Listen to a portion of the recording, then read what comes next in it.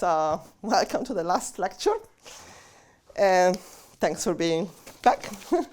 So yesterday, I finished in the middle of something, so I promised to start with Fourier series exercise about invariant distributions. So I wanted to give you a basic example of this phenomenon, which is quite common in parabolic dynamics, of having obstructions to solve the homological equation. And this is in part responsible for the richness of dynamics in time changes. OK, so we were looking at the setting of skew products over the torus, which is one of the oldest, but also the simplest I can explain. So it's quite didactic. So we were looking at this map x plus alpha, y plus x plus beta, Fürstenberg skew product, which appears in particular as Poincare recession of Heisenberg in flows. And we wanted to solve the homological equation. So in the smooth category, so we had a function which was C2 on the torus. And we are looking for a u as infinity, sorry, say. C infinity. Does there exist a u that solves the homological equation u composed with f minus u equal to 5? And we said this is saying that my function is a coboundary, a smooth coboundary.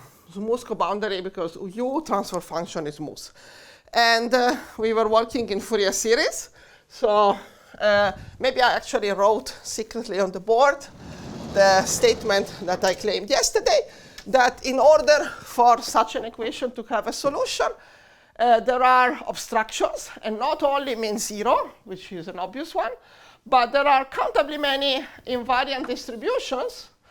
And we'll discuss exactly what is the range of these parameters, m and n, and they act as distribution. I wrote the expression on Fourier series. OK, so where do they come from? So first of all, so notation, not to write exponentials all the time. Classical notation, a and m will be a shortening for e to the 2 pi I nx plus my. And then I write Fourier series for my function. So it's smooth. So I'll write, f is the sum mn in C2, or actually nm. Sorry, I'm using nm, yes. I will denote f mn the Fourier coefficients, and e n nm the basis. And I write the solution that I'm looking for. I'm trying to find Fourier coefficients and then hope that they will converge fast enough. So I do the same, nm, e, nm. And now I have to compute how my f acts on Fourier series. So this is really, it could be an exercise for students. So I have to compute the Fourier series of u composed with f. And OK, so I write the Fourier coefficients, u and m, and m. And here I have e to the 2 pi I n x plus alpha plus plus y plus beta. And I gather together the terms which don't have variables. So I have alpha and beta. I take them out, e to the 2 pi I n alpha plus m beta. And then I have my coefficient, u and m. And then I have the exponential. But this time, it's nx plus mx and my. So I have n plus m, comma m. Right? Yeah, good. And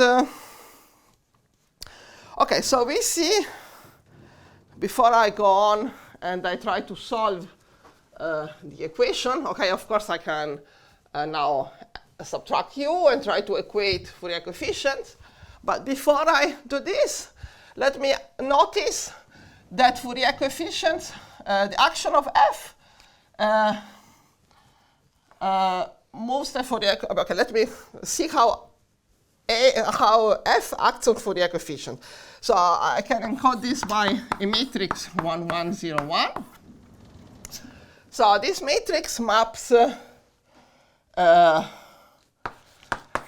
nm to n plus m, which is exactly what I'm seeing here, right? So that I see the action of Fourier coefficient is encoded by this matrix. So what I can notice that I can simplify my problem, noticing that there are the orbits. I can consider the orbits of A on the integers. So consider orbits of the linear action of A on Z2. And if I start with the coefficient, with a function which has only coefficient in an orbit, when I apply f on the Fourier coefficient, it acts by A, so the coefficients will stay in the orbit of A. So I want to kind of separate my problem into different orbits of A. So let me say this. So first of all, let's consider these orbits. What are they? So if I apply a k of nm, this is n plus km m. And as you see, there are two types of orbits. So if m is equal to 0, then you have an orbit, a fixed point, or you have only this 0n. And then if m is different than 0, then the orbit is of this form. So, okay, n plus k m m. And for every m different than 0, I can parameterize orbits by choosing, I can choose an n up to m. So for every n mod m, I have an orbit of this form. Okay. So I'm going to define these subspaces. So h and m. These are essentially functions built with Fourier coefficients in an orbit. So this is some sum k in z of c times e to the n plus k m. Again, these are functions built with Fourier coefficients who belong to one of the orbits of A. Do you want n plus k times m? Ah, of course. Thank you. Yes. Thanks. Yeah. Thank you. Thanks a lot. Yes. Okay. So, and actually, the ones with m is equal to 0, I'll put them apart. So let me also define, let's say, they correspond actually to functions which don't depend on y. So I'll call it h0. And this is some n in z of h and 0. So those are those which correspond to this. Sorry, this is also a typo. So n comma 0. So m is 0, then n is. Okay. So what I claim is that L2 of the torus splits into an orthogonal sum. So they're kind of irreducible. So I have h0, and then I have direct sum of h and m. And here I'll parameterize them by m, which are in z minus 0. So these are the non-zero m orbits. And to take one representative on each, I have to select n between 0 and m. So these spaces are invariant under the action of f.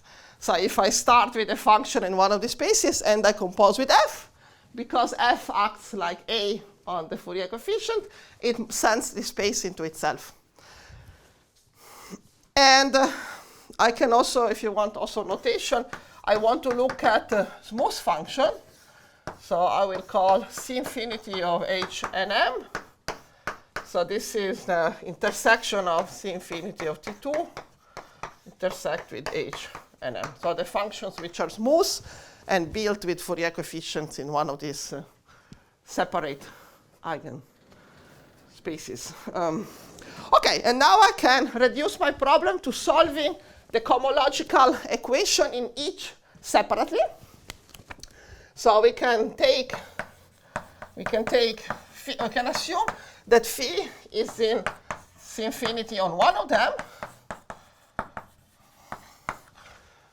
and search for u in this space. So if I can solve separately the cohomological equation in each component, then the solution is just the sum. So because they are invariant, it's like irreducible components where I can separately solve. And I will find one of these obstructions in each of these spaces.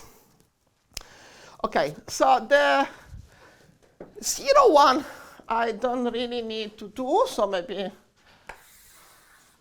okay, so maybe I'll go here. So if I remark, so that if phi belongs to H0, so those that corresponds to the orbits where m is equal to 0, so those don't have exponentials in y, so they don't have this part in y, so those are functions which depend on x only.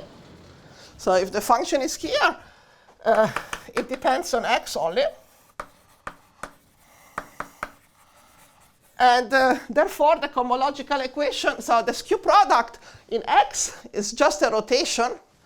So the equation, so CA becomes just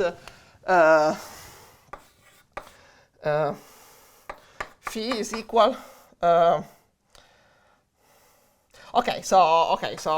I just want to say that you reduce to the one where you just act with the rotation. So the y part. And then we did it yesterday, so I'm not going to discuss this. So we know how to solve it when we have a rotation. So what we really have to do is this other components. So let's focus. So I fix some m in z minus 0 and 0 less than or equal than n less than m. And now I'm only working with Fourier coefficients which are in the orbit. So I will set a notation. I will just parameterize them by k. So ek is the Fourier coefficient, not the Fourier coefficient, the exponential n plus km, comma m. And for shortening also, the phi k and uk are phi of n plus kmm. So I'm just have one parameter. It's a Fourier coefficient. I parameterize them by k. So.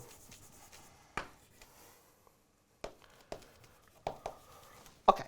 So let's see what I can erase. I think I'll keep the top one. Let's see if I know this is not good. Let's see what I can do. I would like you to see both. So we'll try. So yeah, there's not much written here actually. So maybe I'll erase this one and we'll put this up too. Okay, sorry. I want to show you the last one. Sorry. Let's try this. And maybe actually I'll change the order, so it's better if I have them in the original order. Okay. So can you see all? Yeah. Okay. Yeah. That's the optimal, I think. Okay, there is still my computation with Fourier coefficients. Yes, U composed with F. I have it over there. So now I write exactly the cohomological equation in Fourier coefficients in this fixed H and M and solve it. So I need to erase the border. I need to find the thing. second, on the vacuum cleaner.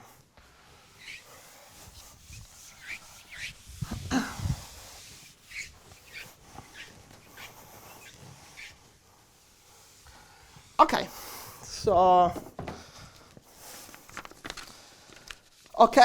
so I want to write it, so I'm going to write it, I'm in this fixed space, so I'm just summing over k of the orbit, and I use this simplified notation, phi k ek. So this is my datum written in the component, and then I want to write u composed with f minus u. So that's the first part I computed. When I compose with f, I will get, okay, only the uk in my, no, you will get, maybe I should write one more step. Yeah, so I wanted to write it like, no, because this I've equated already. Okay, let me write one more step. So here is uk plus, no, it's uk e. So when I act on the coefficient, I go one more. So this is ek plus 1. And then I have this coefficient e to the 2 pi I n alpha plus m alpha plus mk alpha plus m beta. I hope I'm doing it right. Yes, I'm indexing by k, but hopefully it's okay. And then I have, this is the Fourier series in this component of u composed with f. And then I have minus u. And this is just uk ek. And now I have to put them together. You see this k is shifted by 1. So first of all, let me give a name to this object, not to have to carry on all the time copying it. So again, notation, let me call lambda k, this term e over 2 pi I n alpha plus k m alpha plus m beta. So this is the coefficient that I have here. And then I can write it. I want to write everything in uk. And so what I have here, I have to shift back. So I have lambda k minus 1 uk. So everything in ek. So this is uk minus 1. And here is uk. Okay, now this is really exercise. I'm really doing basic Fourier series computation. Okay, now I want equality. So I have to equate Fourier coefficients. So I need to solve this system of countably many equations. Phi k is equal to lambda k minus 1, uk minus 1, minus uk for every k in z. So that's my solution. So, but it's an implicit, so I need to find uk. And I have this countably many equations linking phi k with uk. So what do I do? Well, I can try to solve it recursively. So let's start to solve to start to find u0. So if I want to find u0, then if I find one, then I can find the others by propagating. So again, solution has to satisfy these equations. And okay, so u0, I solve for, I take k is equal to 0 and solve for this equation. I write it as phi 0. So this is the equation for k is equal to 0. Tells me that u0 is phi 0. No, is minus phi 0. So I want to solve for u0. It's minus phi 0 minus lambda minus 1 u minus 1. And now I continue. So I plug in the equation for k is equal minus 1 to find this one. So, okay, let's do one more step. And then I will phi 0 minus lambda minus 1 of minus phi minus 1 So we'll see for k is equal minus 1, it tells me that u minus 1 is minus phi minus 1, minus or plus? Maybe here there was a plus, huh? I think there was a plus. Yeah. And here there is a plus, here there is plus, and this is lambda minus 2, u minus 2. And you can keep opening these brackets or recursively going backward, and you get a series. So you get minus phi 0. OK, you get n terms, but the nth term is going to 0 quite fast because the Fourier coefficients are of phi are decaying fast, and these are unitary there. So I can actually write it as a series. It's convergent. So I can write it as minus the series j for minus infinity to, let me copy so I get it right, lambda j up to minus 1 of phi j. Something like this. OK, I could have put also this one in the series, by the way. OK, fine. And this lambda j, we should compute them on a side, but it's lambda j. It's the product of this lambda j's. Maybe I'll just squeeze it here. So it's the product of those things. So it's the sum of the exponents of the exponentials. So I'm summing over something which is like k is my parameter here. So I'm summing. OK, you should have j here and sum. No, it's k and you sum from j to minus 1. So OK, you do this sum. Maybe I'll just tell you what you get. It's maybe I'll just tell you there's no point to do all computations, but this is, I claim that this is e to the 2 pi I. And then I have j times n alpha, because I sum all of those. Then I have j times m beta, because I sum j times m beta. Maybe there is a minus, huh? There is a minus. Yeah, I think basically you want absolute value of j. Because j is negative, you want to take the absolute value of j. Yes, but I want it. OK, but maybe how about I do it like this? I put a minus, because I think the minus, I have it in the answer. So it's good to have the minus. And I want to write it like this, because then I want to have the positive series, and I prefer to. But you're right. So actually, that's the missing minus, because this morning I was missing a minus. So I think the missing minus come from here. Very good. And then I have to sum these terms with k. It's this is k over 2. So this is k plus 1. No, j. It's absolute value. You tell me that I should put absolute value of j here and absolute value of j here? No. Yes, because it's minus. Yeah, with the minus. Oh, no, j is negative, so with the minus is positive. So let me just write j plus 1. OK, I got a bit confused with the signs. OK, but and this is the term with m alpha.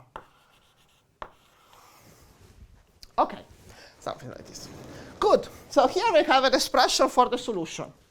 But now that's the tricky part. I could have done something else. So I could have, instead of going to have this recursion between backward coefficients, I could have gone forward and have another recursion. So the way to see this, so I don't know what is forward, what is backward. So this, let's say, some backward recursion. So, but we could have also used, so instead I can just use the homological equation composing with the inverse. So if I compose with the inverse, here I have u minus u inverse. You compose with the inverse. I hope I did everything right. OK, I want to skip this. So if I start from this equation and redo this Fourier series computation, what I get as a recursive equation is something a bit different. So I get phi k has to be equal to, no, this is the same. Where is the other? I'm sorry. I need my notes.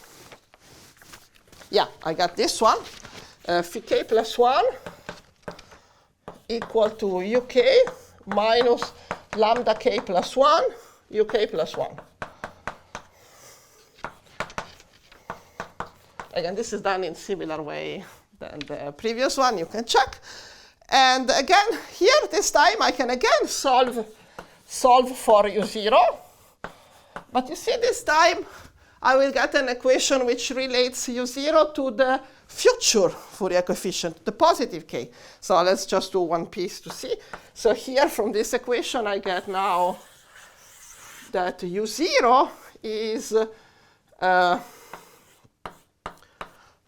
phi 1 minus lambda 1 u1, and then you open the bracket and u1 is phi 2 minus lambda 2 u2, and so on.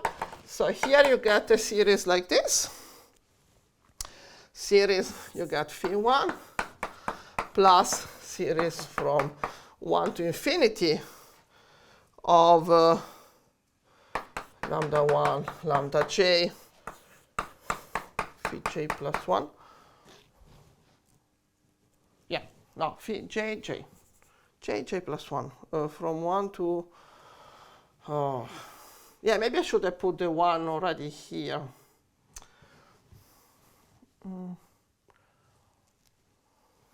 Why do I have a j plus 1? OK, maybe it doesn't matter.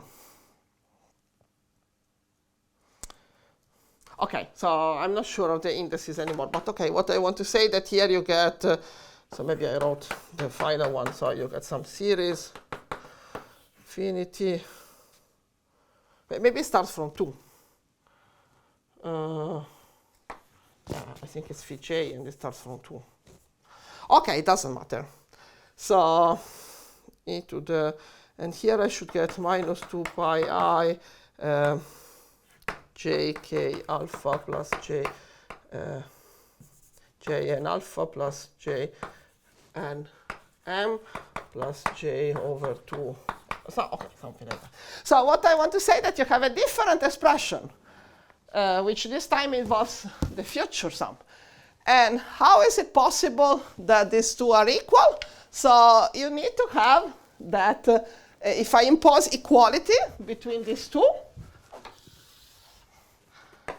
I really need this whole series. So this is the part in the past, and this is the part in the future. So in order to solve, so obstruction to solve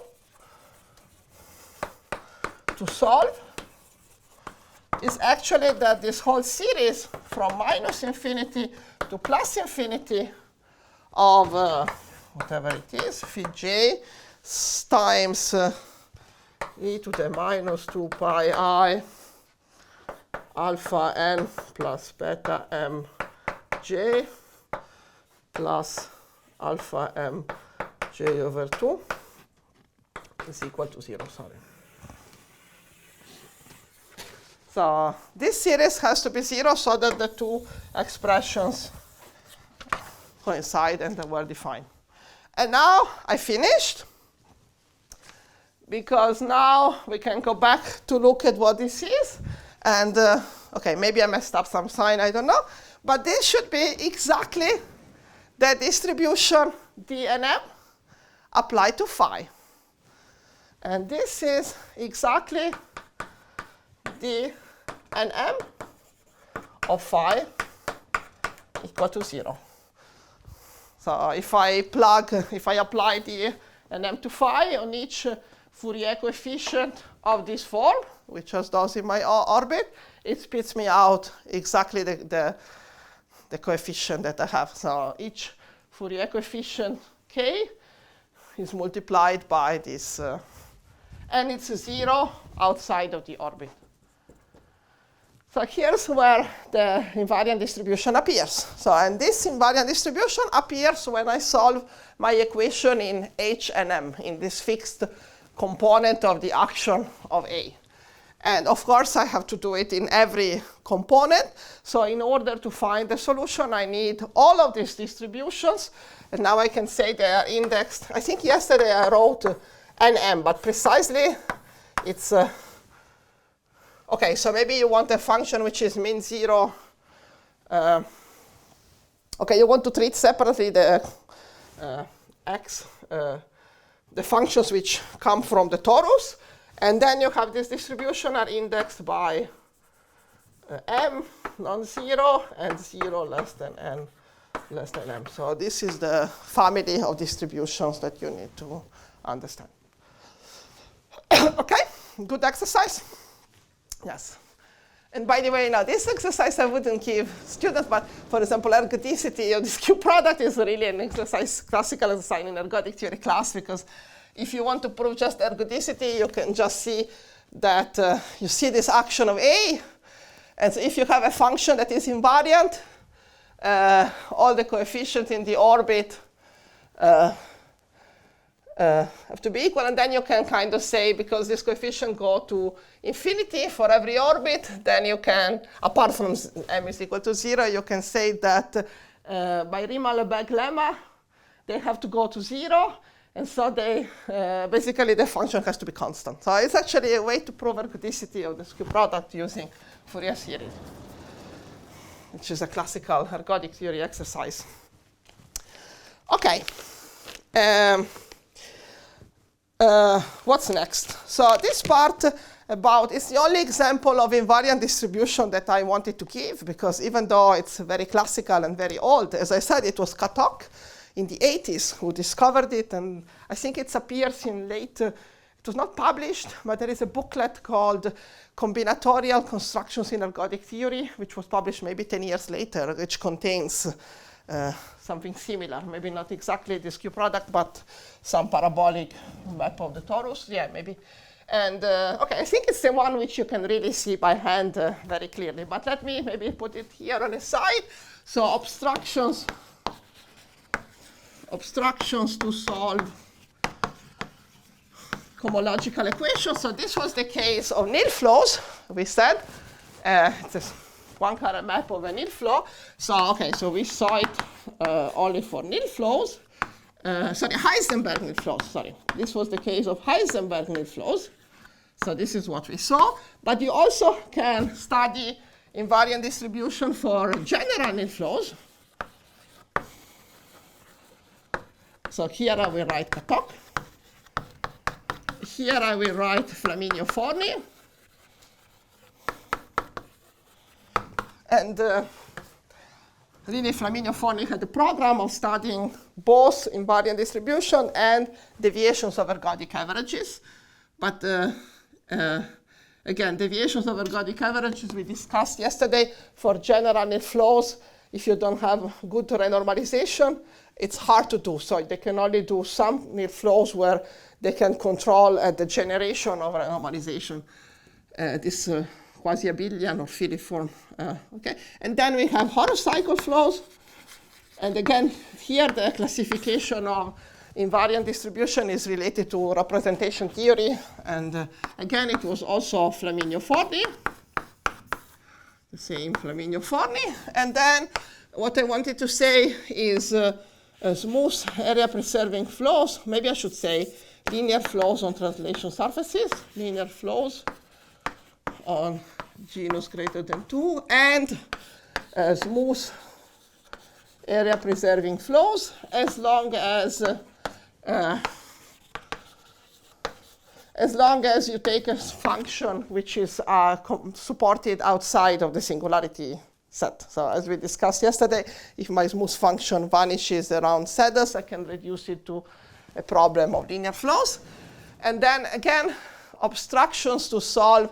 Maybe I should say, OK, you have obstructions, but you also have to solve it. And maybe I should have said, once you have this obstruction, you should also check that this solution, OK, it's well defined, and then you can show that it goes to 0 fast enough. So it really gives you a solution. It's not only an obstruction, it's a if and only if condition to have a smooth solution in this NM. So you can solve it once you have satisfied the obstructions. Obstruction to solve plus solve. Yeah, it's not only classifying the obstruction and solving them given the obstruction. OK, and then this is indeed, for linear flows, it's Forni. And it's the same paper, 2002 annals. which we discussed yesterday about deviations of ergodic averages. So we discussed these oscillations and these G exponents that give you power behavior. So somehow here there are G distributions. And these are exactly this di for I from 1 to G.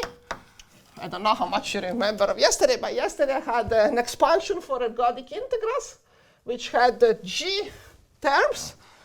And these G terms, each of them was growing like exponent alpha I. And in front of the term, there was di of the function, so distribution evaluated to the function. So what he proves is that this di are from yesterday, so he proves that if a function is in the kernel, most functions, Sobolev, if some Sobolev space is enough, is the intersection from 1 to G of the kernel of this di. So if a function is the kernel of all these d distributions, then, so the ergodic integrals, we have killed the G power growing terms. There is an error, and yesterday I wrote that the error is sub-polynomial, and that's because I wanted the theorem to be general enough to include all cases. But in reality, Forney can prove that in this case, once you remove this power grows, your Birkhoff integrals stay bounded. And once the Birkhoff integrals are bounded, then you can prove that your function is indeed a derivative. So you can prove that f is a coboundary. This is your generator of your flow. So f is a coboundary. So maybe I should have said, saying that we are in the discrete setting, so it's slightly different. But if, where is the homological equation? Where is my homological equation? Nowhere anymore. OK, so if it's u composed with f minus u. So if u is bounded, phi should be bounded. And actually, the converse is also true. So this is this Gottschalk that last week I couldn't spell, but I hope it's spelling correctly now. We don't have Poland to check. Gottschalk-Hedlund theorem tells you that. OK, so this is just to say solving the homological equation is related to gross of ergodic averages. And if you have gross of ergodic averages, it somehow forbids you to, well, not forbids you, but to solve it with a bounded solution. So if you're looking for a bounded solution, you want some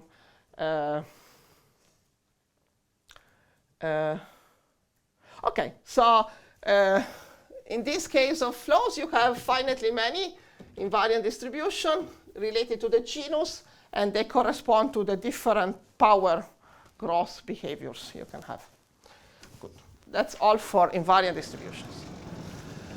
And maybe a comment. OK, maybe I want to move to. So these were all discussions about somehow solving homological equation, but always here I was solving them in the smooth category, I. But sometimes you are actually interested in just knowing if something is a coboundary in the measurable category. And this is a much harder question, and in general, not possible to concretely answer it. But I want to show you that in this case of nil flows, Heisenberg nil flows, or skew product of Furstenberg, something magic happens. I want to discuss cocycle effectiveness. We call it like this in the paper with Arthur Avila and effectiveness. Hope the spelling is correct. OK, so maybe just a bit of terminology. So this terminology is, I'm just writing universal, but OK, I will again go back to f that we had a second ago. So, okay, I give myself a dynamical system, a function, and say that the function is smooth. So this could be a manifold, smooth manifold, so it can make sense. And I look for a solution for u from x to r. I'm rewriting the homological equation.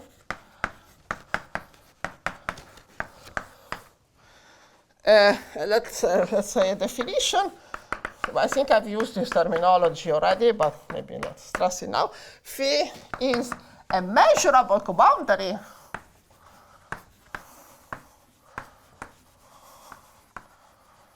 if there exists u measurable solution.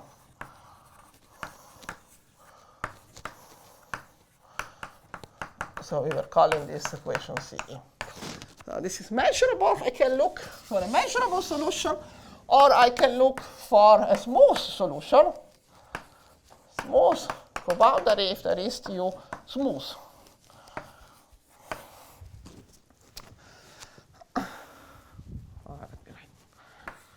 Okay, so we discussed today and yesterday and today and this morning exercise, we completely understand in the case of f skew product, we understood this question. When is the function a smooth coboundary? So we were trying to find a smooth solution.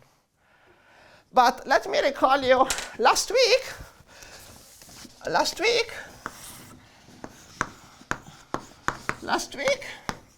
I wanted to study, I wanted to prove the existence of mixing time changes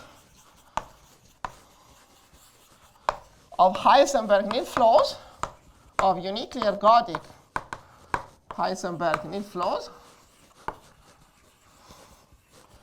So we proved that somehow all the time changes which are non-trivial are mixing, and by non-trivial was initially, or in the proof that I sketched, need not to be mixing. You want to not be a measurable coboundary.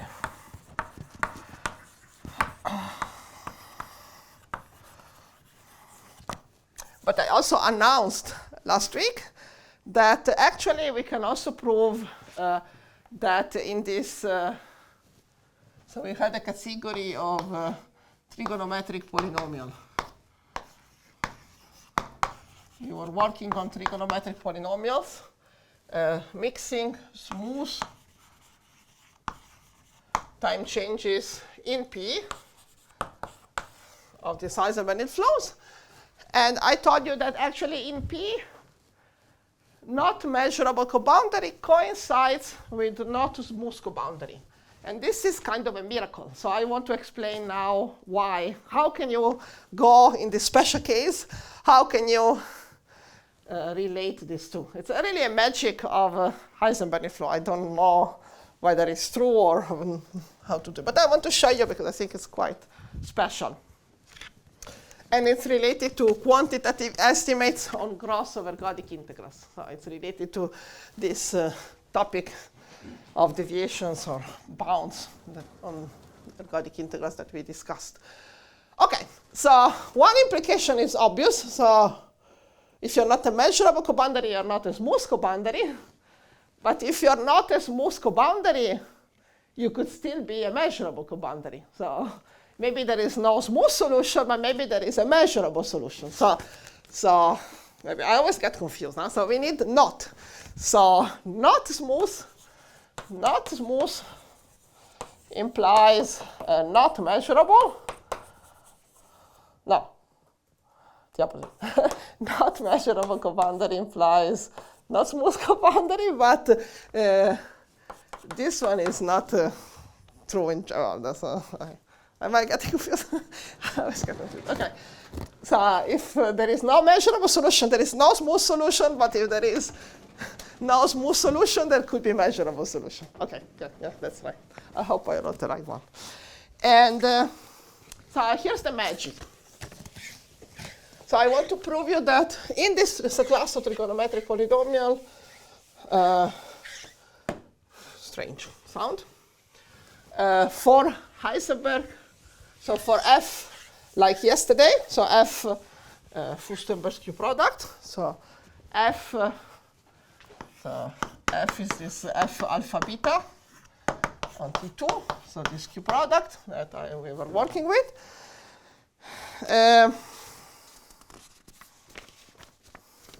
And this is my smooth roof. So I want to prove, so proposition, and this again is part of the paper with Avila, Forni, and myself, where we do mixing time changes of Heisenberg-Nil flows. And this part is some section that we do call horocycle effectiveness. So I want to prove that indeed phi not smooth coboundary, if and only if not measurable coboundary.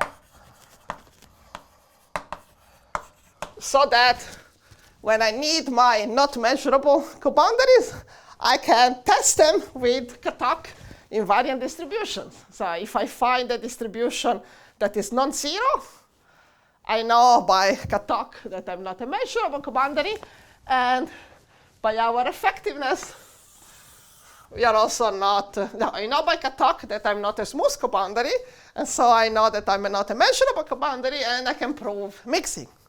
So this makes it effective and allows us to give examples of roofs which are mixing. Okay, and here the ingredients. So I want to sketch the proof. And it comes from this magic of having very precise upper and lower bounds on the gross of ergodic integrals, or actually ergodic sums. So I will write this time instead of ergodic integrals, because we are on the Q product on the discrete setting, I will look at Birkhoff sums. So let notation. So instead of integrals, I'm looking at sums. Sums of phi over the orbit of F. So this is what usually people call Birkhoff sum. And it's the discrete version of a Birkhoff integral. So instead of integrating the function on a flow, I sum over the discrete Poincare recession. Okay, so this is the object I want to study. Estimating Birkhoff sums is in the same spirit of estimating Birkhoff integrals. So, okay, so, and then we have, okay, I'm using in part of these works of Flaminio and Forni, who give very good estimates on gross of ergodic integrals or Birkhoff sums. Okay, maybe I put them here. So what is great is that we have both quadratic upper bounds and quadratic lower bounds. So we have upper bounds and lower bounds of the same order. So upper bounds, sorry, I should assume somewhere that alpha is irrational. And maybe normally also need Diophantine conditions to have good bounds, but here we don't. Okay, so upper bounds would be L infinity upper bounds, or pointwise upper bounds. So there is an increasing sequence. So these are actually denominators of, so they are return times for the linear flow. So they are special times, but there is a sequence where you have quadratic upper bounds. So if I look at pointwise even, so this is xy. So the sums of these functions grow like constant and L to the 1/2. So the gross is quadratic upper bound. And I'll finish this proposition, and then we'll have a break. And then I have also quadratic lower bounds, but those are if the function is not a coboundary. Because if I have a coboundary, I'm actually, if it's a coboundary with a bounded transfer function, with a smooth and bounded transfer function, well, it will be bounded. So if I want to grow, I need to ask that I'm not coboundary. So if phi is not a smooth coboundary, then Katok and well, this morning exercise tells me that there is an invariant distribution which is non-zero. So there exists an M such that, and a constant, such that, and what is the lower bound? Let's write it like this, lim inf, as L tends to infinity. Oh no, this is N. This is for all times, and it's in L2 norm. So again, it's very important that it's the same 1/2. So it's N to the 1/2. And then I will write the L2 norm, L2 on the torus with respect to the back. And this lim inf is greater than constant the distribution Nm of phi, and I'm assuming that I took the one which is non-zero. So there is a non-zero distribution. So there is a positive constant. There exists, maybe I should have written here.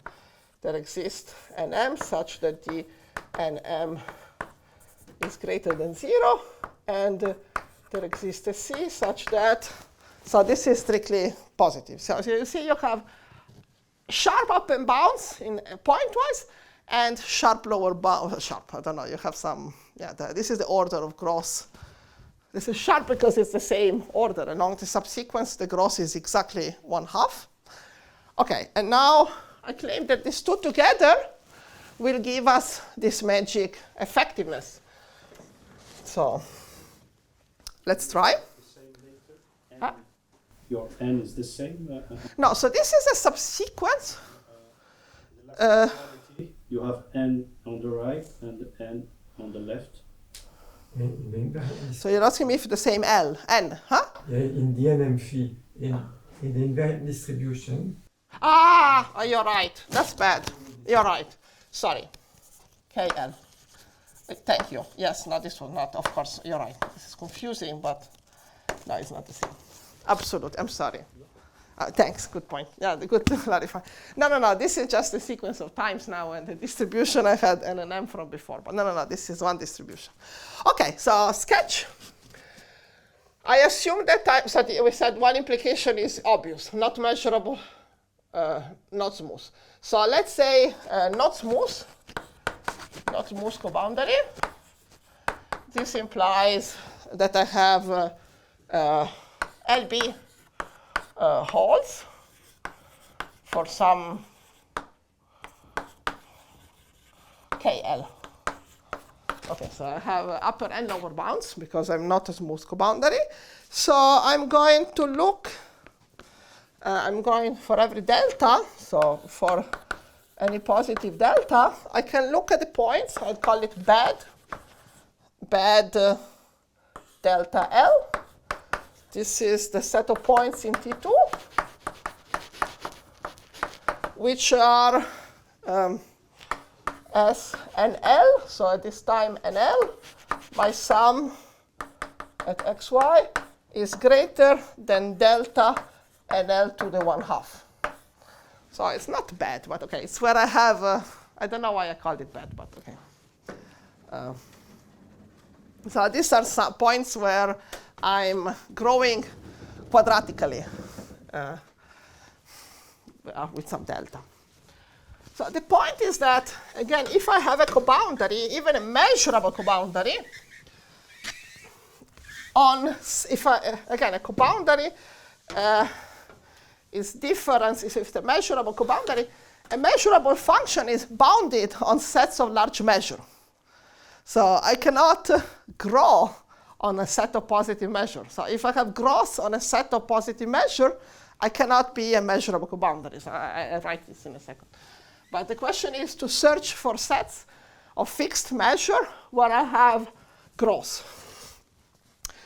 Okay, so claim there exists delta and epsilon such that That's why I called it bad, I guess. I don't know why I called it bad. The Lebesgue measure of bad delta L is greater than epsilon for every L sufficiently large. So I want to say that, yeah, so there is a fixed, this epsilon, maybe it's bad, let's call it epsilon 0. So I'm not want to move epsilon. There is a, maybe I should call it eta. It's not a small epsilon. It's small, but it's fixed. Let's call it eta. So I want to have a fixed positive measure where my function grows. Because delta is also fixed. So points in this set grow like square root. The Birkhoff sums grow. So first is that, so claim implies not smooth, not measurable coboundary.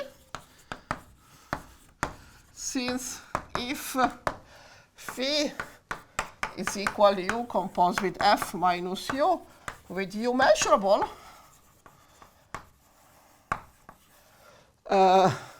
so the Lebesgue measure of, for every, the Lebesgue measure of S and phi, okay, Lebesgue measure of u less than m converges to 1 as m goes to infinity. So a measurable function is bounded on an arbitrarily large set.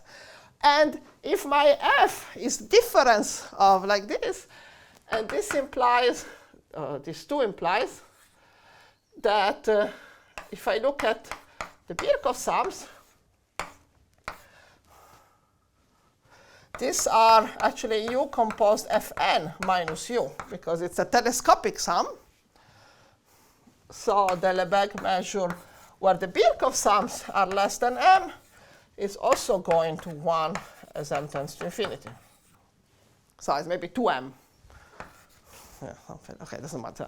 So coboundary is bounded on sets of arbitrarily large measure.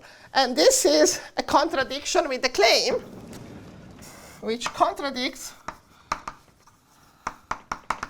contradicting claim, because here I have a set of fixed measure where, since on bed, and then, since on bed, the Birkhoff sums S and phi is greater than constant NL to the 1/2. So when L is large, this is larger than any constant. Okay? So this was.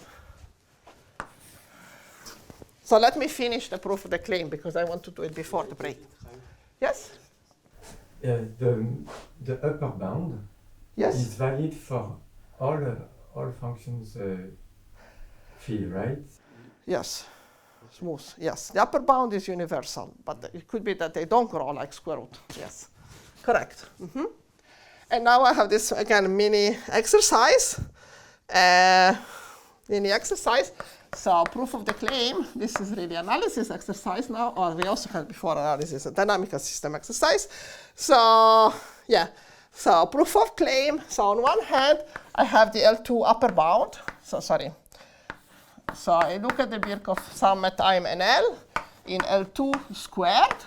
So this I can estimate by, do I still have upper bound and lower bound? Let's try. Hopefully, yes. Let me try. My board management is not ideal, but I'll try. Yeah, okay, that's what you need. And then I'm happy. Yes, we have upper bound and lower bound above. So I use the upper bound, and I estimate separately on the bed set and on the complement of the bed set. So on the bed set, I use that upper bound. So it's C square, Lebesgue measure of the bed set, bed L delta, times NL. So this is the square of the upper bound on the bed set. And on the complement, I use, what is epsilon? this is the measure. I'm confused. Upper bound plus lower bound. Sorry, I'm confused myself. I wanted to do this exercise, but I have to do it. So I have, maybe it's delta. What am I doing? So on the bed set, and what can I say on the complement? Because I'm on the complement of the bed set. On the complement of the bed set, I'm less than, say it's delta. I'm less than delta squared NL. That's right. And this is Lebesgue measure. It's 1 minus, it's the complement. 1 minus Lebesgue measure of bed. So on the complement, I was confused, but it's the complement. And on the other hand, by the lower bounds, so this is lower bounds, this is also greater than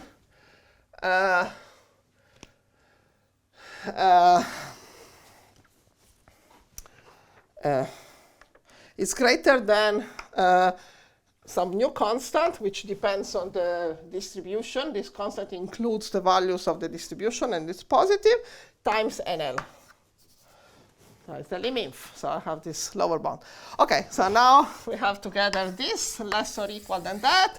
And you do a little rearrangement. OK, this I will not bore you, but OK, maybe I'll bring everything. OK, one line, and then we finish.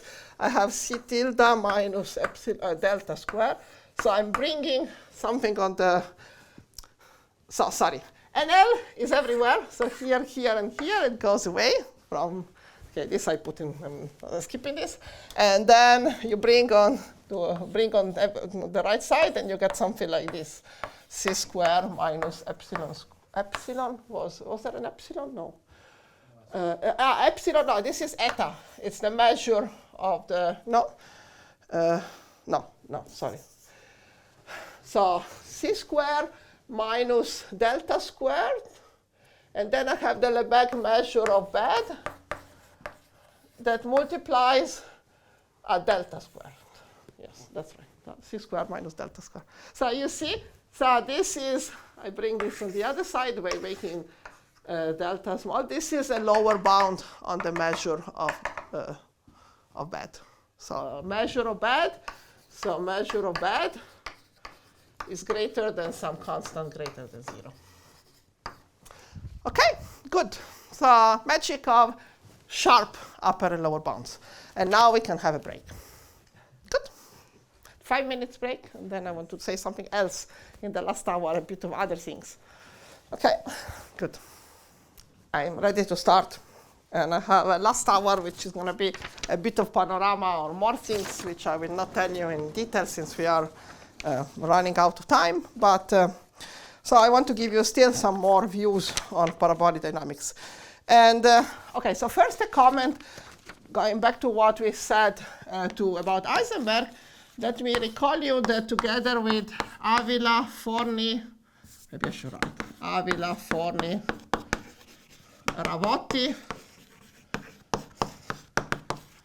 and myself, we proved much more general theorem. So we proved that for Heisenberg nil flows, no, so sorry, for nil flows, for general nil flows. So, OK, I have to exclude the abelian case. So of step k greater than 2. So Heisenberg is a special case of step 2. So this would be some one parameter group actions on something of the form n mod gamma, where n is nilpotent of step k,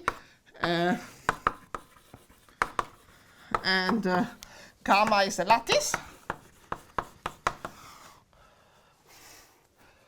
And we only assume that phi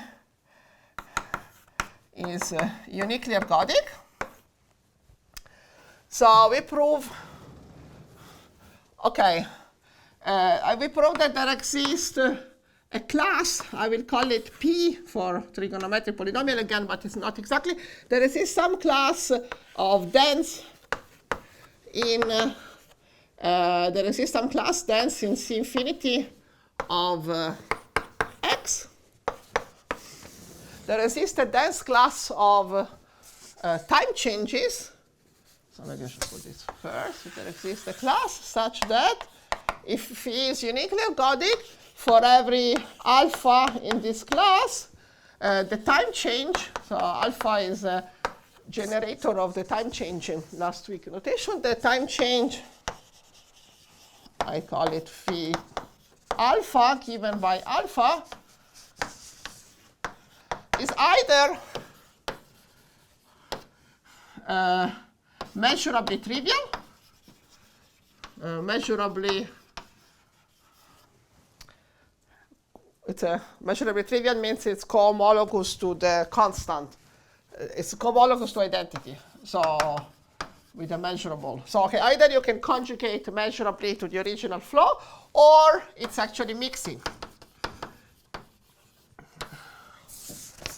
And another way, so all the time changes which are not measurably trivial in this class are mixing. And they exist, but somehow, in this case, our result is not explicit. So we don't have this cocycle effectiveness that we had for the Heisenberg. Somehow, because this magic of having quadratic and upper lower bounds of the same order was because we know Heisenberg flows so well. We have a good renormalization, and we can have good estimates on the growth. Here, for some classes, there are estimates, but they are not sharp enough to allow such a nice mechanism. So in this case, yes, we have mixing, but we cannot really explicitly give you any example of some. Okay, you have to know that something is not a measurable coboundary. And here the argument, I'm not going. I thought last week maybe I will explain this proof, but I will not. It's somehow an inductive procedure where we build our Nil manifold as a tower of extensions. So we build it as standing Nil manifolds of smaller step, but we extend them. We use Heisenberg triples a lot. And so we find a sequence of Heisenberg triples, so x, y, z, which commute like in the Heisenberg. And each extension is made in the direction, in the central direction. So we can use the z on the lower manifold, and the closure of z could be a torus. So it's a sequence of toral extensions.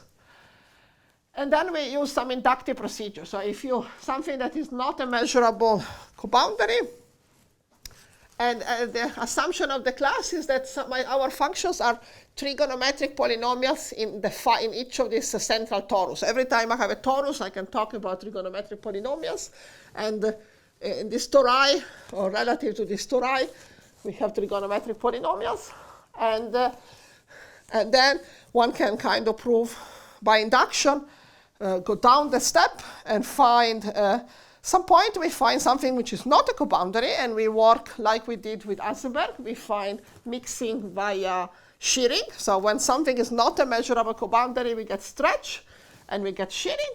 And all the other steps, if something is a coboundary, relative coboundary, then we can lift mixing. So if something is mixing below, via some stretching in the fiber, some mechanism, we can import mixing. So it's an inductive proof which uses mixing via shearing at some point and then builds up.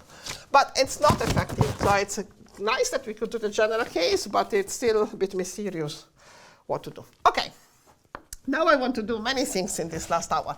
And the first thing I promised last week, we talked a lot about time changes.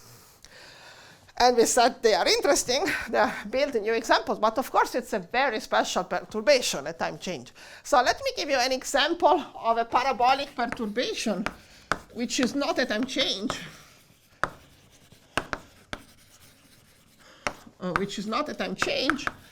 And it's a nice type of examples to study properties. So this is due to Davide Rabotti. So he found this example during his PhD in Bristol. I was in Bristol then. And he was kind of trying to mimicking what we did with Giovanni and Arthur on well, with Giovanni on horocycle and Giovanni on Arthur on this mixing via shearing that we saw last week. And he came up with this very nice example. First of all, you asked me yesterday what's the definition of parabolic, because indeed I didn't want to give a definition of parabolic, but there's no official definition. But if you have a smooth manifold and a smooth flow, and you have a phi r is a smooth flow, so in the smooth category, you can say this is law of butterfly effect. We can say that phi r is parabolic if, say, the derivative grows like some t to the n for some n power. So there is power infinitesimal growth of. You can think of this as a possible definition. But again, this here I need to be smooth. And I want to talk also of flows which are not smooth and have singularities. And, but this is a possible definition. And also the remark that if you have something parabolic, smooth time changes stay parabolic. Are still parabolic. And you can see it from here, for example, working this definition. Okay, so how to produce parabolic perturbations which are not time change, And this example by Ravotti is in SL3, but actually you can probably do the same on some semi-simple group. SL3 is not so important, it's just to make it more concrete. And so again, you have maybe you have co-compact lattice.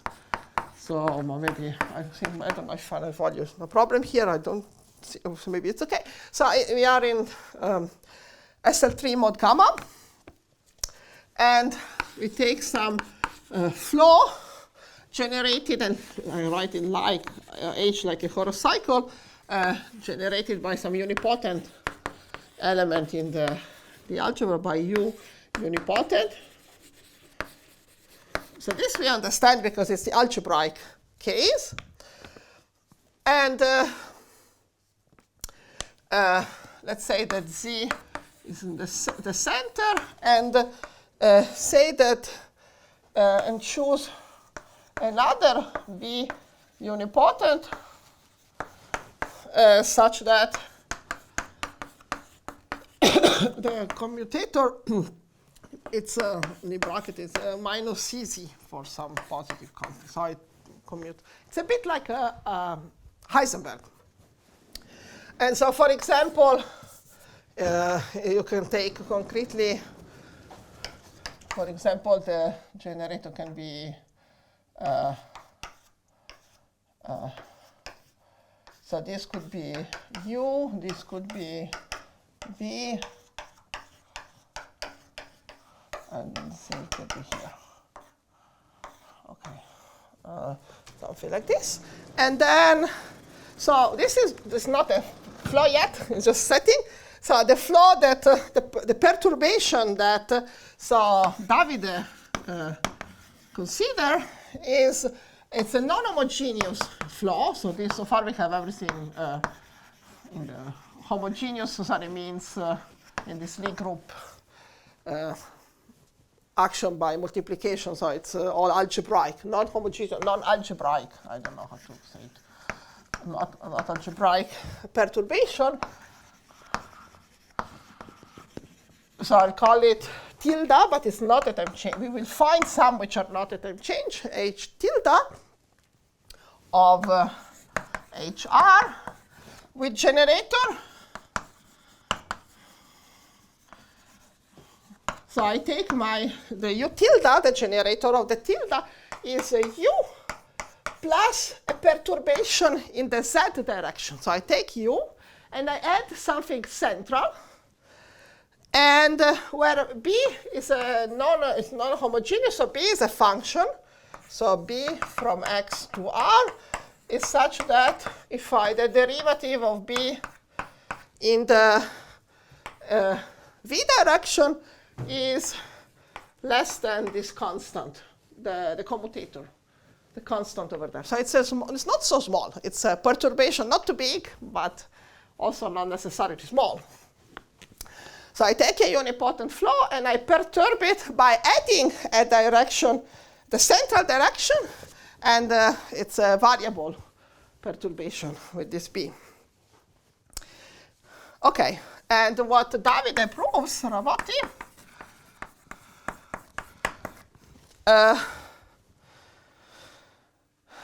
okay, so if, this is a bit strange because you will see that finding this parabolic perturbation is not easy. So it's an if, then I'll tell you that this is not empty. If this flow preserves mu tilde, a measure which is absolutely continuous with respect to r. So I have the r measure. So I want to have a smooth invariant, AC invariant, absolutely continuous invariant measure with density, with C1 density. Derivative with C1 density. Then this perturbation is, first of all, parabolic. So in that sense, so, and actually d h tilde t grows like t to the fourth in this example. So it's parabolic. But again, this is quite special condition. So if you don't have this invariant measure, so a typical perturbation may fail to be parabolic, and clearly you can get hyperbolic. And then, so first of all, it's a parabolic example, and then he can prove that it's ergodic and that it's mixing. So let me say a few words. So first of all, it's not an empty theorem. So okay, you can ask if such perturbations do exist. And indeed, there are various remarks. First remark is that the assumption of existence of this measure, absolutely continuous invariant measure, mu tilde, I don't know if you like it better, is equivalent to the existence of a time change of a flow in the central direction of the flow in the direction z, which commutes with your flow. So it's some kind of, you have two parabolic, no, one central, so you have two flows which commute. So, and if you have these two flows which commute, two time change, one a time change, if this is the time change of z, which commutes with your perturbation of h, then you can, it's equivalent to the existence of this. So maybe I don't know if you like to think about it this way. I don't know. This feels to me like that is a phenomenon much more general. And this is just an example, but there's certainly something to be understood how general these phenomena are. And then another remark is that such perturbations exist, and that such perturbations, so the flows like in the theorem, and which are not time changes, which are not actually smoothly conjugated, smoothly isomorphic to. So sorry, this perturbation is not a time change because z is, it would be a time change only if z and u would be in the same direction, or would be in the direction, if u would be in the direction of z.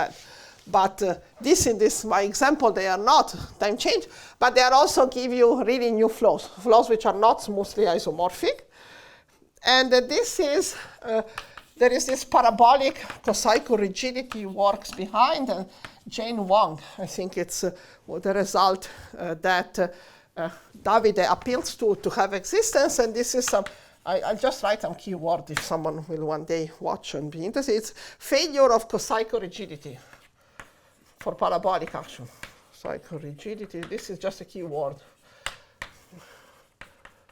So this is the work of many people, Daniela Damjanovic, Katok to start with, Flaminio Forni, Rodriguez Hertz. I'm forgetting people for sure. Okay. This precise instance was investigated by Wang. So these perturbations which are parabolic exist. And the last comment I want to make on this example. So actually, in the case of a time change, if you have an ergodic flow and you time change it, trajectories don't change. So proving ergodicity is given. So ergodicity is not changing for a time change. A time change of an ergodic flow, it's ergodic because it has the same invariant sets. It has the same orbits, the same equidistribution properties. But in Davide case, this really gives you a new flow. And even if you know that your original unipotent is ergodic, uniquely ergodic, you cannot say immediately anything about the perturbation because you are adding a new direction. So ergodicity has to be proven, should be proven. And it's part of maybe the that's really part of the result is proving ergodicity. And Davide uses something which is some kind of non-homogeneous Motner phenomenon. So it's also an interesting example. And also, mixing. Once you have ergodicity, mixing is actually the same spirit that we saw last week. It's mixing via shearing. And it's really very similar to what we did with Giovanni and Marcus already did for, So maybe I will write one last thing about this example. Mixing via shearing. So maybe I'll just say one thing. So you can consider, so this time it's V, the direction of arcs where you shear.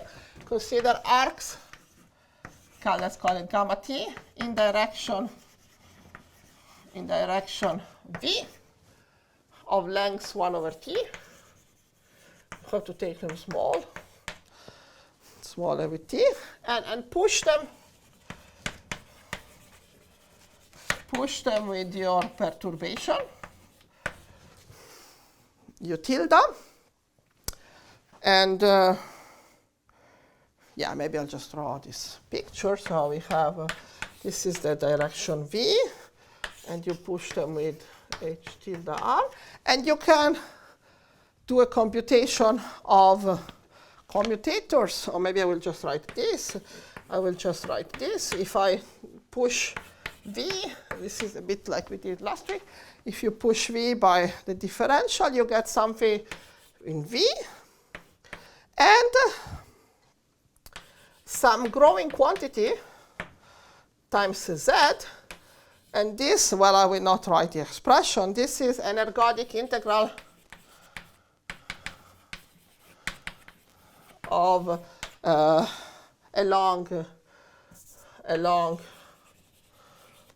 your flow. This should remind you, if you were here last week, it's similar to what we see. So somehow, I don't know how to say, you're pushing, you're shearing, but it's a third direction. I should have, so I push with the flow, but I stick out in direction Z. Okay, there is some shearing, but it's a different type of shearing than what we played with. And you can use this shearing for ergodicity also, because these arcs, when they shear, they gain Z direction. And Z, you know that it's ergodic, so you can kind of get some extra invariance in the Z direction. This is maybe the key Motner type. Okay, so you can get invariance, you can prove ergodicity using this, and then you can certainly prove mixing via shearing with that, because then you know that Z is. Okay, so maybe that was all what I wanted to say.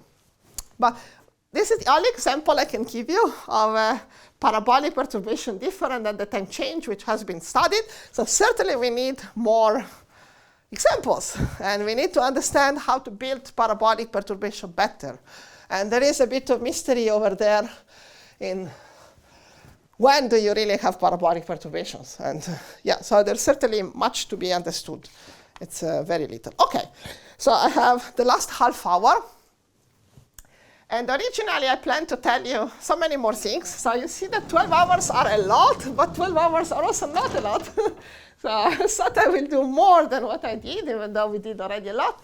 But I want to tell you some results, maybe in this last half hour, of other things, which I will not talk about in detail. So what I wanted to tell you, so we saw already some properties, but I wanted to tell you two more properties which are important in my my view of parabolic dynamics. Some crucial features are also Ratner property and disjointness of rescalings. So I want to tell you these two things. And what else can you do with shearing? We saw a lot of shearing. We saw a lot of quantitative shearing. And the Ratner property is based on shearing. And you can also get spectral results out of shearing. So OK, so let me try to give you maybe I want to state 3 results in these 3 directions. Maybe say, OK, we'll see. OK.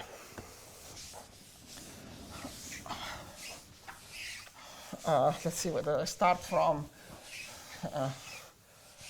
Maybe I start actually from. I don't know where I should start. I have 10 minutes for each, more or less. So maybe I actually start from what can you do with shearing? What else can shearing be used for? Maybe I shouldn't write this type of question. Can shearing be used for?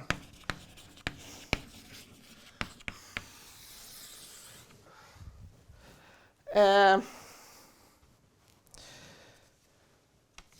debating which order to do these things. No, maybe I'll do Ratner property first, because it's a more important idea. Otherwise, I lose some of you if I start doing spectral stuff. OK, so I don't know. I'm debating. They commute. So OK, no, maybe let's do this. So I'll bore you for a second. OK, so if you have strong quantitative shearing, if you have, then I'll tell you what strong means. Shearing or mixing estimate. You can actually hope to get access to spectral results. Maybe I'll just say one thing. Spectral results. So what is spectrum?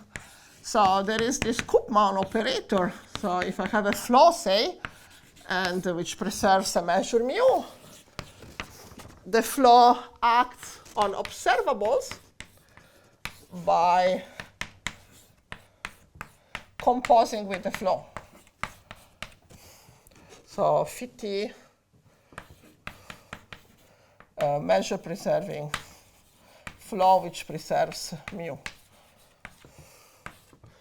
So if I have a flow that maybe, so OK, if I have a flow that preserves the measure, this gives me a unitary operator. This you can show that it means that this operator is unitary. And on L2, and this is so-called Koopman operator. And spectral theory of dynamical systems is about understanding the spectrum, the spectral properties of this operator. But this we keep as a side. Actually, let me just be more concrete. When you study the spectrum, I don't know how much spectral theory you know, but if I give you a function in L2, you can associate to this function what is called a spectral measure. So each observable has a spectral measure. And instead of studying just a spectrum, you can just study the collection of spectral measures. And this is a measure on R. So it's a real measure. And the definition is that defined by so the Fourier coefficients of this measure, so sigma t f of t, that I will recall you, it's like Fourier coefficient of a measure. It's e to the I c d sigma c. Maybe minus. So these Fourier coefficients are given by correlations, by correlation, self-correlations of f, i.e. So the definition is there exists, you should prove that there exists a measure whose Fourier coefficient are given by what last week we called, I think we called CFG, the correlation of F and G. I recall you. So this is CFF. It's the correlation at time t, which means you take F, compose it with your flow, and take L2 scalar product with F. So mixing, for example, is about studying correlations and showing that these go to 0. This is what's called, if I have F and G, it's a correlation between two functions. If it's, in this case, I take F is equal to G, and this is called the self-correlation. OK, so you can think that spectral theory is about studying self-correlations. So you see that then it's not very far from studying mixing. And so, OK, mixing is a spectral property. And OK, so, and here's the fact. So you can say that the spectrum of this abstract operator, family of operators, so they have absolutely continuous spectrum. So AC spectrum is equivalent to actually just proving that for every F in L2, this measure is absolutely continuous. But I'm talking about spectral theory, we can just study these spectral measures. And essentially, you can translate this problem into, it's actually in L2, if the correlations are square integrable.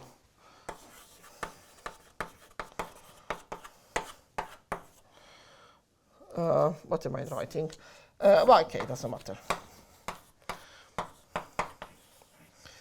So if the correlation, self-correlations are in L2, then you can actually access information about the spectrum. And actually, when your flow is ergodic, it's actually enough. It don't even need to consider all functions in L2, but coboundaries are dealt. It's enough to consider to study F, which are coboundaries.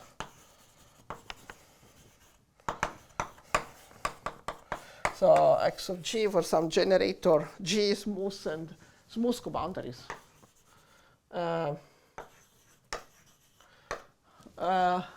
Where X is the generator of your flow. And again, so basically, it's enough to study decay of correlation. OK, maybe I should have said somewhere mean zero functions.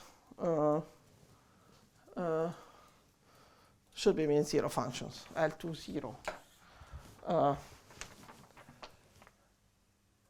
OK, and OK, so what I wanted to say that yesterday I talked about quantitative mixing estimate. Last week we talked about quantitative mixing estimates for the horocycle flow. And these mixing estimates come from shearing estimates. And in the case of the horocycle flow, the shearing is very strong. It's essentially linear in T. So what we prove with Giovanni Forni essentially is that the same paper which I discussed last week as the lecture number 2, so quantitative mixing. So if you take smooth time changes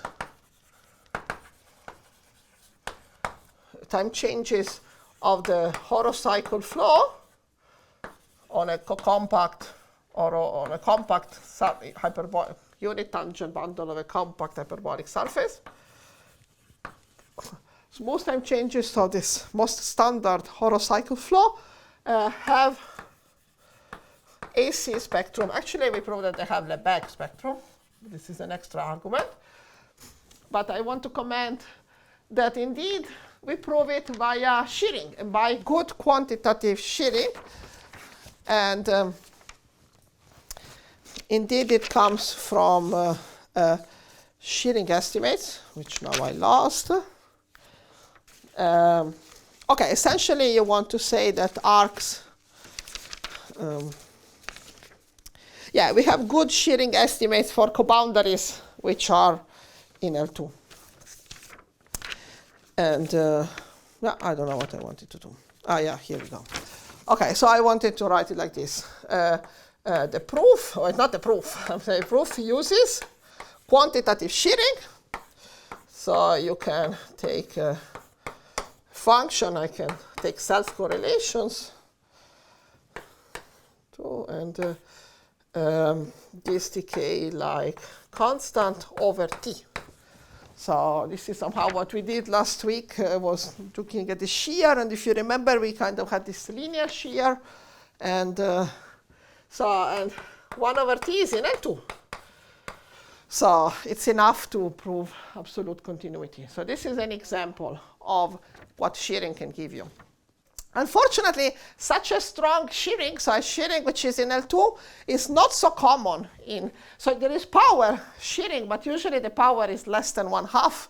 So if the power is less than 1/2, here is t, so t squared is integrable, but you can go down to 1/2 to square it, and a bit more than 1/2.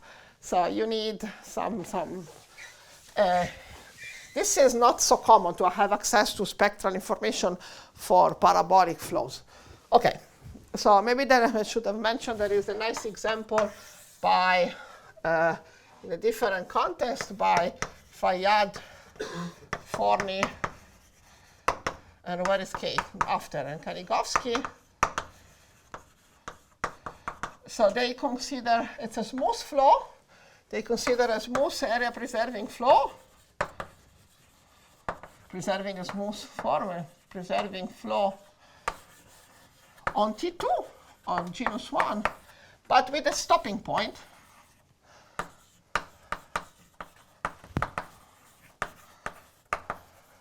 So a point where you stop and decelerate and this introduces a strong stopping point, actually. So you can kind of have a correlation. So let me say correlation, self-correlation decay is actually kind of borderline, because they have, I don't remember if it's plus epsilon, a bit more.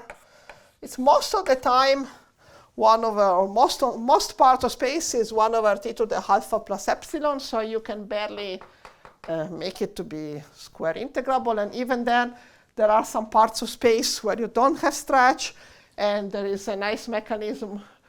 It's not important that the decay makes you L2. It's important that the integral of correlation is, I erased it.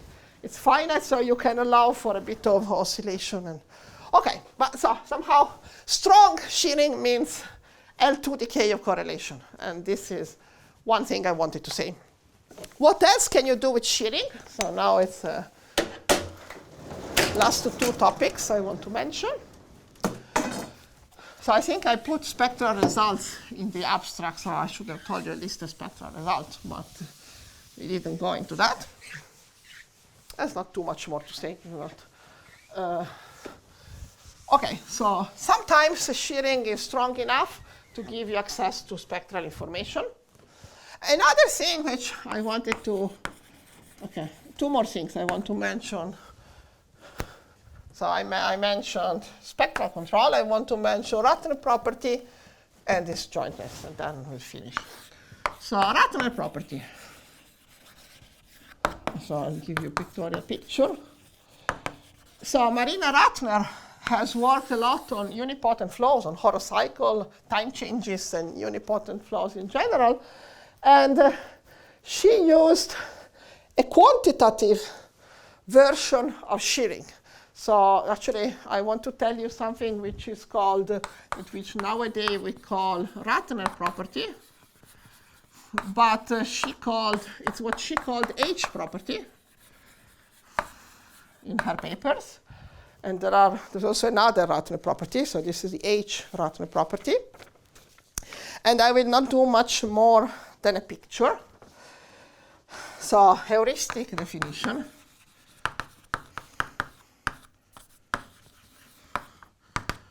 So it's not exactly. So OK, so I first draw the picture and then put the quantifiers, because the quantifiers are annoying. So the picture is about shearing.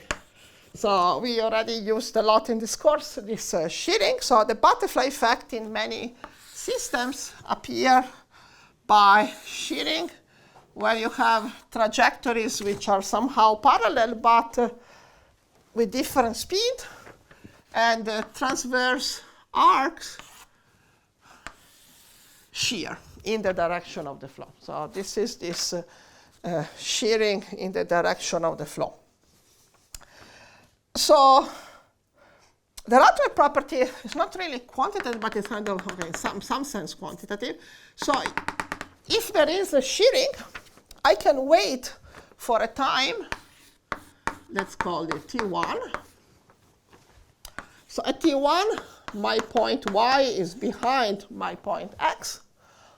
But I can wait for alignment. So if I want to be aligned, or epsilon distance from x, I should move more on this orbit. And so this is, I wait until the shift. So this is time shift.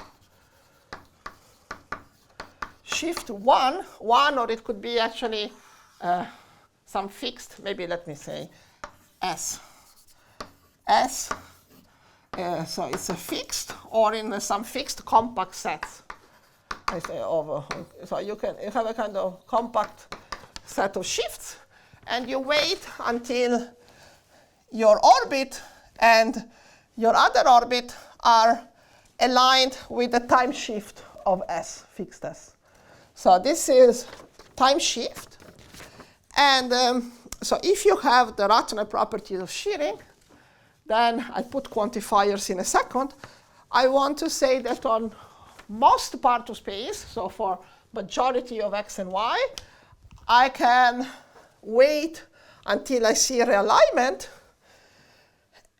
and then start again, flowing the realigned point. Maybe I need a new color. So then I start again, and I flow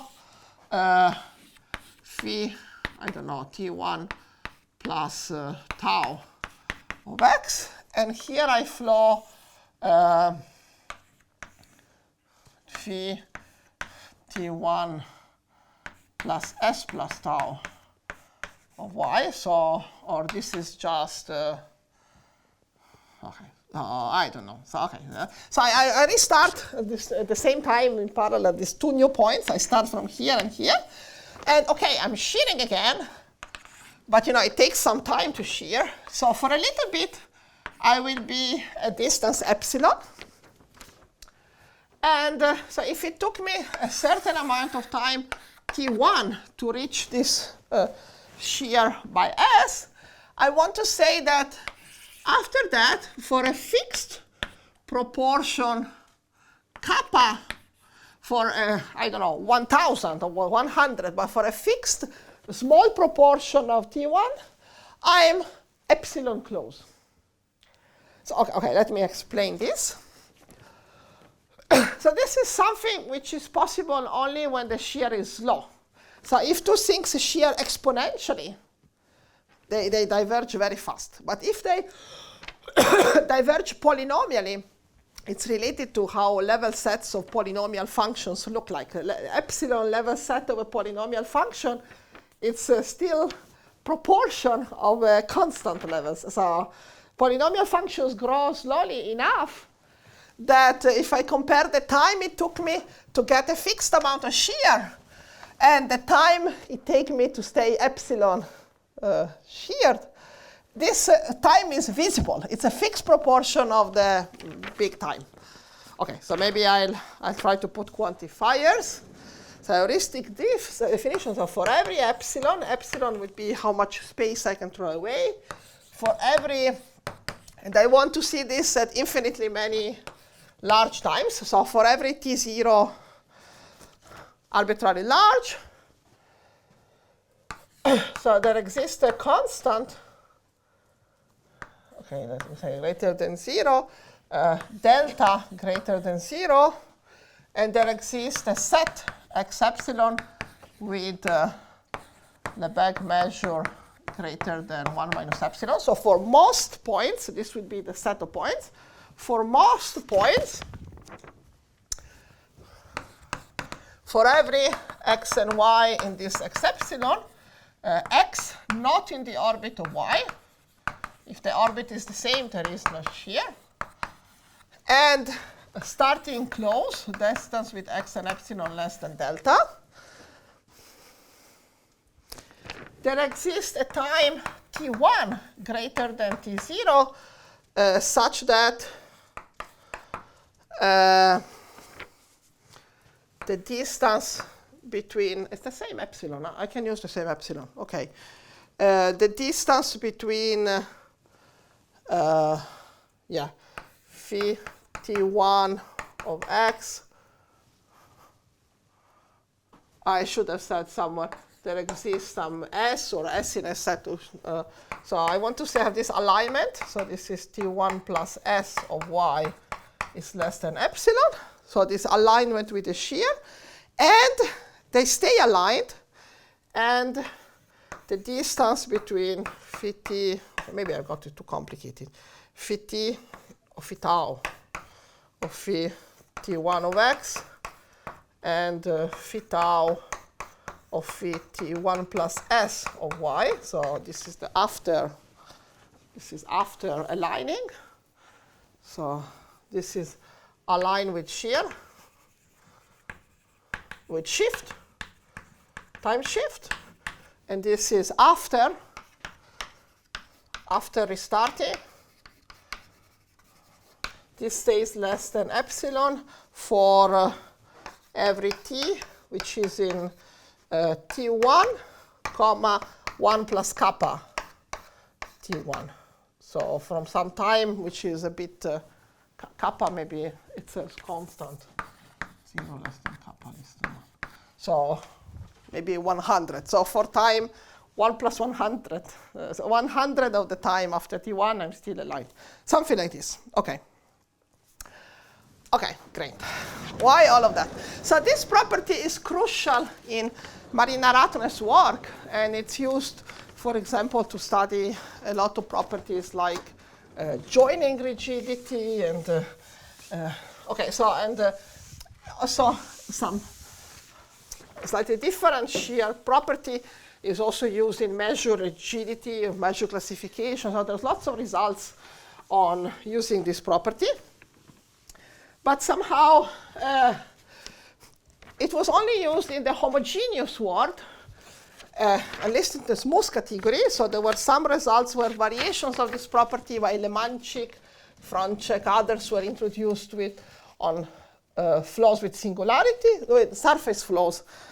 Okay, so maybe I wanted to say too much. So I want to say that there is a variation of this property, of this Ratner property. Maybe I should give it a name, switchable. That was recently, so somehow it was, because it's such an important property for unipotent flows, it was a long-standing wish of Lemanchik, Touvenot, and others to see whether it can be proven for other parabolic flows. And again, it is a parabolic feature in the sense that it's only possible when you have a slow shear. So, so recently there are other instances of parabolic flows in the world of flows on surfaces, where, the flow surfaces have the issue that there are singularities. So sometimes it's hard to prove this type of property because you may often run into singularities. And when you run into singularities, you lose control of shearing properties. But the variation that was introduced by Fayyad and Kanigovsky is for, basically it's a variation where given 2 points, you can choose whether to flow forward in time and see this phenomenon, or maybe flow backward in time. So you have the choice of switching between past and future, and for some points work with the future of the orbit, and for other points work in the past. And this sometimes allows you to avoid hitting into singularities, because maybe in the future you hit singularities and in the past you don't. Okay, so they proved it for smooth area preserving flows in genus 1. Some class of smooth area preserving flows in genus 1. They are called Arnold flows. So they are flows which have simple saddle and simple centers. And it was the first time that there was a smooth parabolic system outside of the homogeneous world, of the algebraic world, where this type of property was proven. And together with Joanna Adam Kanigovsky, Joanna Kulaga, and myself, we proved this switchable, this variation in higher genus when you have mixing minimal components. Maybe I will leave this as words. This I actually talked a bit about also in my previous course here at EHS. So mixing minimal components have typically this switchable Ratner property.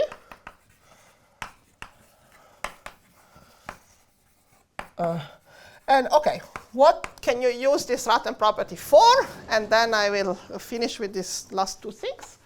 So why do we care about the Ratner property? Well, the Ratner property has one nice consequence. So it allows to study joinings, but joinings I don't want to define. There is a whole part of spectral theory which study joinings between flows. And so what it allows, so there is a nice thing that if you have a mixing plus this Ratner property, implies mixing of all orders. So mixing of all orders is decay of multi-correlations. Not only two functions, but it's you take not f and g, but f1, f2, fn, and look at the multi-correlation. So in all these examples, for example, in this setting, we can upgrade mixing to mixing of all orders. So this is, again, kind of beyond further property. And the last thing I want to say, the Ratner property, we also used it recently together with, maybe I'll write this following result. So this is paper of, again, Adam Kanigovsky, Marius Lemanchik, and myself. And in this paper, it's about horocycle flow, and this is the last result I say, and I already mentioned it in the beginning. So if you take smooth time changes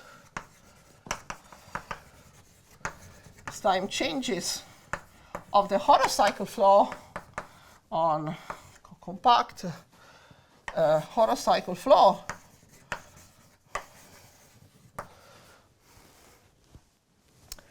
and you study rescalings for every smooth time change and for every rescaling. So rescaling are a typical, special types of, I recall you what the time, rescaling is just a linear time change. So you take a smooth time change, and then you rescale time. So this is the flow. So it's h tilde of kappa times t. So it's just a rescale time. And kappa different than 1, of course. So if you take rescalings, these are not isomorphic.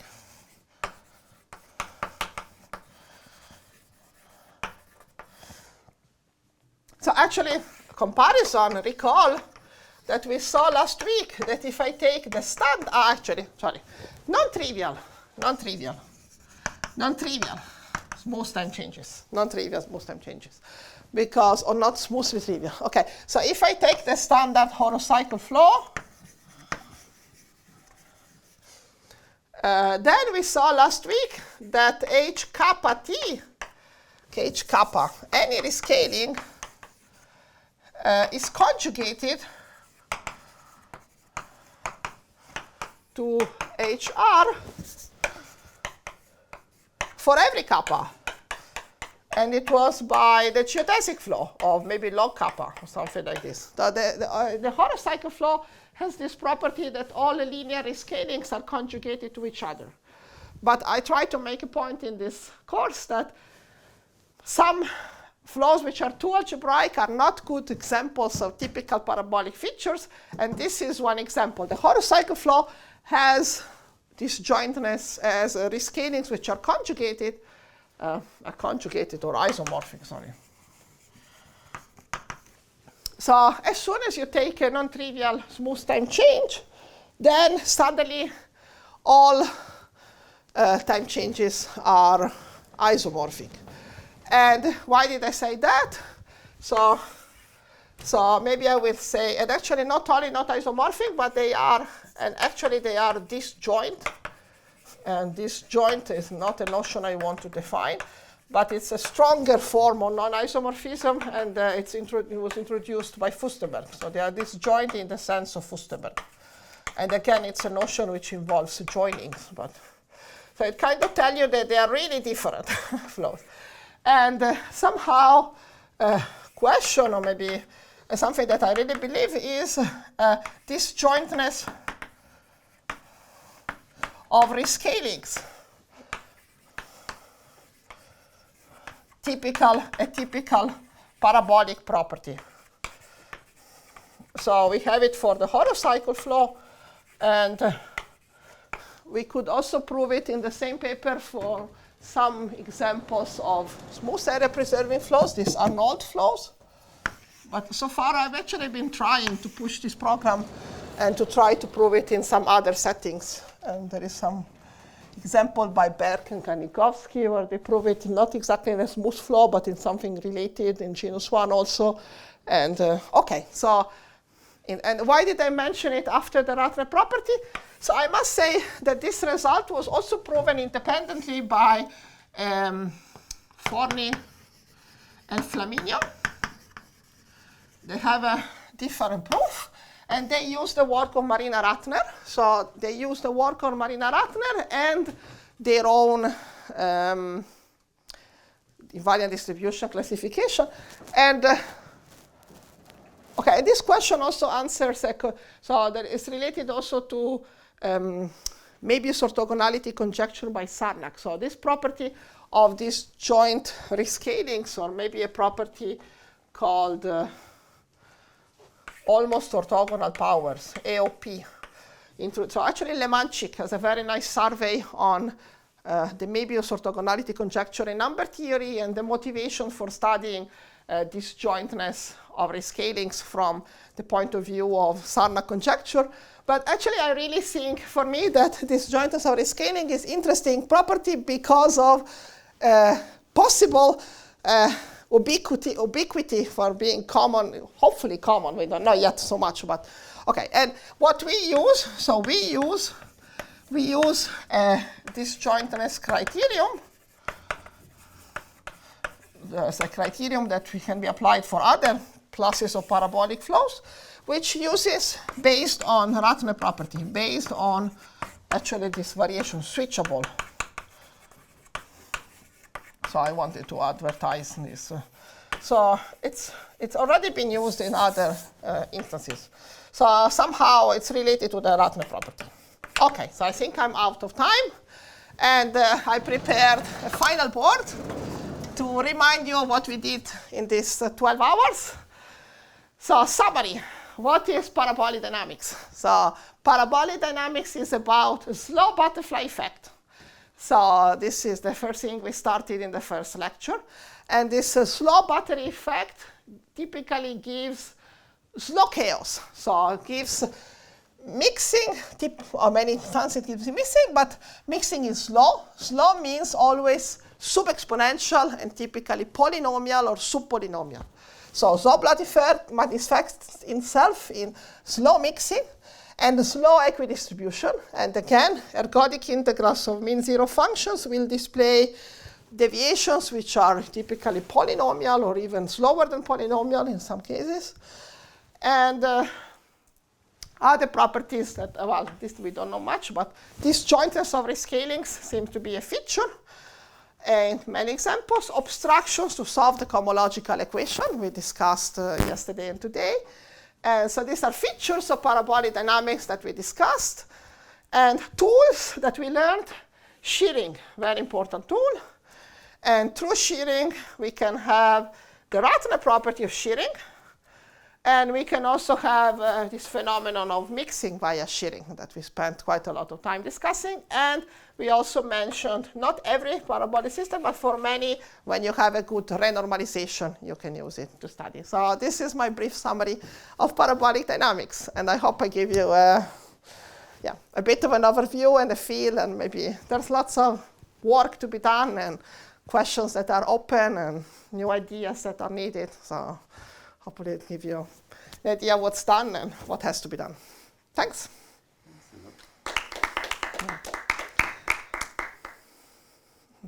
Sorry, I ran out of time. I wanted to say too much.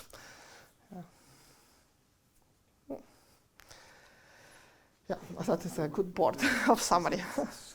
This word switchable. Switchable means that you can switch between future and past. Between future. So yeah, I don't know if I like the name. The name was chosen by Adam Kanigowski and Bassam Fayyad. And yeah, I guess it's just switch because according to, so you can switch between working with the future and working with the past. So somehow you have the pair of points and you can choose whether to go in the future or to go in the past. And it's really been really revolutionary because somehow the problem with these systems when singularities in here they come from saddles, for example. So if your points are separated by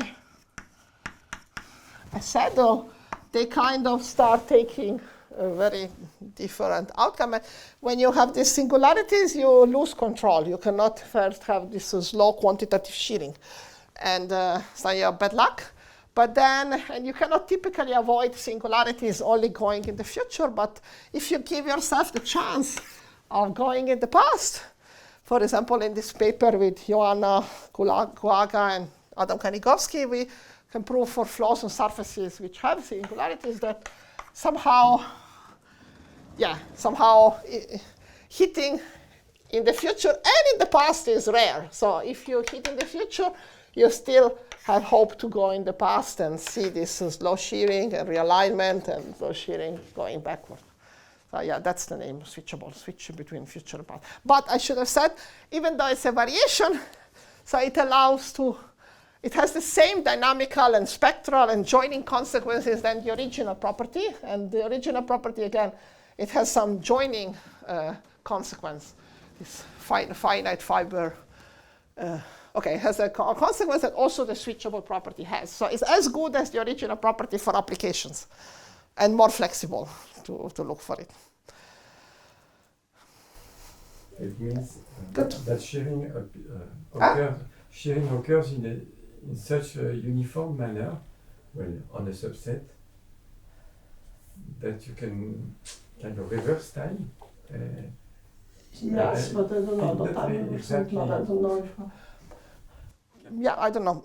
What do you want to do with time reversal, or is it a strengthening of this Ratner? This switchability assumption? It's a no. It's so actually this area preserving flows with singularity. Okay, you have to take mixing minimal components. Okay, fine. These flows are believed not to have this classical Ratner property. So you could not, because of the singularities, because you hit singularities, you don't have control. So sometimes you cannot prove the standard Ratner, but you can prove the switchable Ratner, and then it gives you access to the nice consequences of this Ratner joining study, and yeah, so that's the point. But again, it's not so quantitative in a sense. It does not require a speed of mixing, but it does require this slow form of. So what's important is this staying close for a fixed proportion of the time it took you to get shear. So it's a quantitative, but not. So it's a polynomial feature or subpolynomial feature. It's a feature of slow shearing. Yeah. Okay. Thank you. So thank you for all these lectures. Thank you. Yeah. Thank you for staying until the end. Yeah. Thanks to everyone.